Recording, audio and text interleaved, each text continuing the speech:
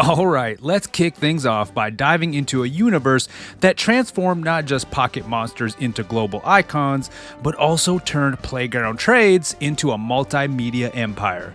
The world of Pokémon Red and Blue.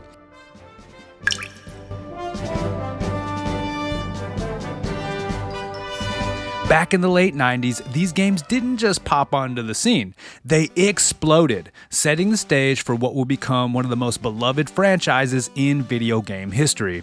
When Pokémon first hit the shelves in 1996 in Japan and later in 1998 in the US, it was a different era of gaming. The internet was just a fledgling network, and mobile gaming? Well, it meant lugging around a Game Boy with a couple of AA batteries. Pokémon Red and Blue allowed players to step into the shoes of a Pokémon trainer, traveling the fictional Kanto region, capturing Pokémon, battling trainers, and hustling to become the Pokémon League champion. Now, think about this. Pokémon wasn't just a game. It was a social phenomenon. How? Well, it pioneered the concept of linked gaming. Sure, you could play the game solo, but the real magic happened when you connected with friends, using a link cable. Trading Pokemon to catch them all, and battling your pals in a bid to see who had the most unstoppable Pokemon team. The design was simple yet captivating. It was more than just the gameplay. It was about the chase, the strategy, and the community. It tapped into the collector's spirit and the adventurer's heart with every player. But beyond the nostalgia, the pixelated sprites, and the chiptune music, Pokémon Red and Blue set a benchmark for how games could transcend the screen to impact our culture and social interactions. Originally a quirky idea from a guy who loved catching creatures turned into a global juggernaut. It all started with Satoshi Tajiri, the mastermind behind Pokémon. Growing up in the suburbs of Tokyo, Tajiri was fascinated by collecting creatures as a kid. This childhood passion, combined with his love for the arcade games, eventually led to the birth of Pokémon. Imagine this, exploring forests, flipping over rocks, and capturing bugs.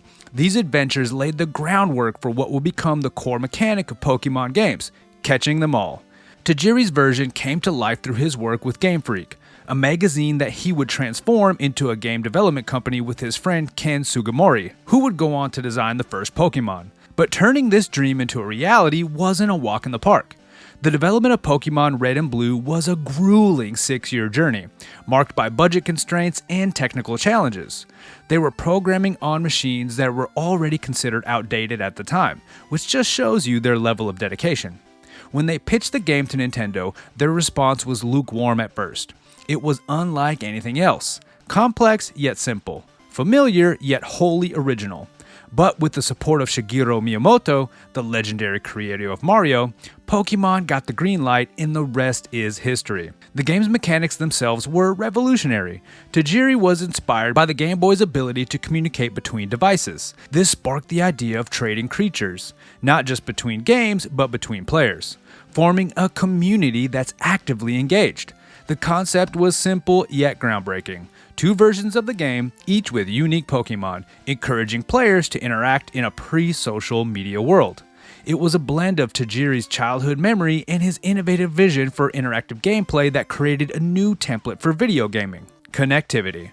Pokemon wasn't just about playing, it was about sharing experiences, trading Pokemon, and battling with friends. It broke the mold of solitary gaming and paved the way for what we see now in many interactive and community-driven games. Now, as we dive into the nuts and bolts of Pokémon Red and Blue, it's clear that these games weren't just a technological achievement, but also a masterclass in creativity with constraints. Remember, we're talking about the original Game Boy here, a device with a whopping 8-bit processor and a 4-color palette that was mostly greenish-gray. Not exactly the high-def experience we're used to today, right? But within those limits, Game Freak spun gold. First off, Pokémon Red and Blue introduced a complex yet intuitive turn-based battle system. Players would navigate through the world as a Pokémon trainer, encountering wild Pokémon that they would capture using Pokéballs. Each Pokémon had its own set of moves, types, and stats, leading to a deeply strategic battle experience. The games introduced the concept of types, like water, fire, and grass, that functions almost like a glorified game of rock, paper, scissors. This added a layer of strategy that required players to think critically about how to assemble their Pokémon team. But perhaps the real game changer was the game's social aspect through its link cable functionality. This allowed players to connect their Game Boys to trade Pokémon or battle one another. This feature wasn't just innovative, it was revolutionary. It turned Pokémon into a social phenomenon, paving the way for how games could use technology to connect people, long before the days of multiplayer online experiences. Despite the limited graphics, the developers managed to create a world that felt expansive and immersive. From the bustling Pewter City to the eerie Lavender Town, each location had its own unique charm and challenges. The Pokémon themselves, designed by Ken Sugimori, became iconic, each with a distinctive appearance and personality, despite the small sprites and limited animation. Additionally, Pokémon Red and Blue's audio deserves a special shout-out. The music and sound effects were integral to the experience. The catchy tunes, composed by Junichi Masuda, became as memorable as the game themselves, enhancing the emotional and adventurous feel of the gameplay.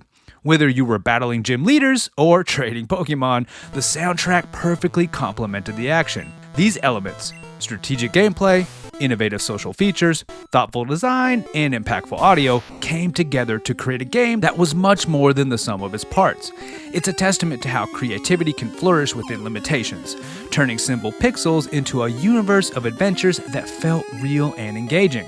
So what happens when a video game not only captures the imagination of players, but also seizes the cultural zeitgeist? Pokémon Red and Blue did just that, catapulting from a mere game to a defining part of 90s pop culture. The game impact was monumental, transforming playground dynamics and even the global gaming market. Upon its release, Pokémon Red and Blue were smash hits, critically acclaimed and embraced with an enthusiasm that few could have predicted. Reviewers praised the depth of the game's strategy and the innovative concept of trading and battling with Pokémon, which perfectly aligned with the social behaviors of its primary audience, kids and teenagers. But it wasn't just young gamers. Adults too were drawn into the Pokémon world, proving that these games transcended age with their universal appeal. But let's talk numbers, because the sales figures for Pokémon Red and Blue are nothing short of staggering. Together, these games sold over 31 million copies worldwide, making them some of the best-selling games on the Game Boy platform. This level of success didn't just make a splash, it set new tides in the gaming industry, showing developers and publishers the untapped potential of handheld gaming. But Pokémon's influence stretched beyond just gaming cartridges.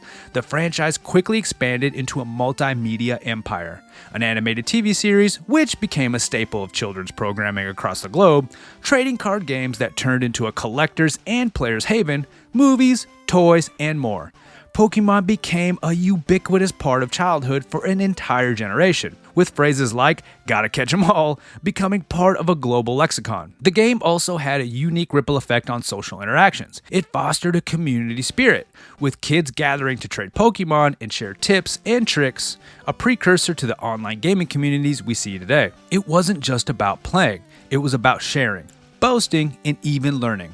For many, Pokémon became a gateway to develop social skills, offering lessons in trading, strategizing, and even handling defeat. But the legacy of Pokémon Red and Blue extends far beyond their initial release, setting foundational stones that have influenced countless games and game developers over the years.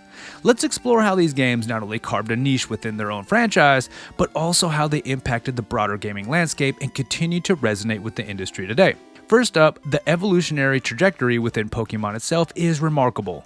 Following Red and Blue, the series expanded with sequels like Gold and Silver, which introduced new features while maintaining the core mechanics that have made the original game so beloved. Each new entry in the series has sought to build upon the last, adding new Pokémon, regions, and gameplay innovations such as online trading and battling capabilities, which have kept the franchise fresh and relevant.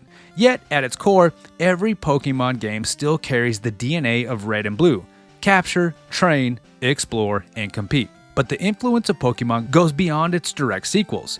Red and Blue pioneered several gameplay mechanics that have become staples in the role-playing genre, especially in how games can foster community and connectivity. The idea of two complementary versions of the same game promoting interaction was groundbreaking at the time and has since been emulated by other game franchises aiming to capitalize on social interplay. Moreover, the success of Pokémon Red and Blue demonstrated the viability of the handheld gaming market to the wider industry, leading companies to invest more heavily in portable gaming devices and games. This helped pave the way for devices like the Nintendo DS and the PlayStation Portable. The concept of portable gaming being as rich and deep as console gaming was once a novel idea, largely popularized by Pokémon's success. Now, as we wrap up our deep dive, it's clear that Pokémon Red and Blue are games that took a simple idea of catching virtual bugs and turned them into a global obsession that we're all still trying to shake decades later. Whether you were trading with your best friend, agonizing over which starter to pick, or just trying to understand why your Pikachu didn't evolve into something cooler, these games made us all Pokémon trainers in our own right. So, next time you dust off that old Game Boy or fire up a new Pokémon adventure, just remember, you're not just playing a game.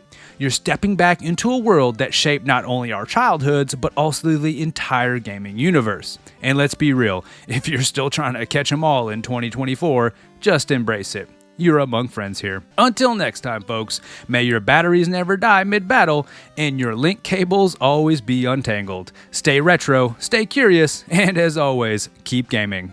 If you enjoyed exploring the history of Pokémon Red and Blue, click this video here to see more from the Retro Reload. And as always, thank you for watching.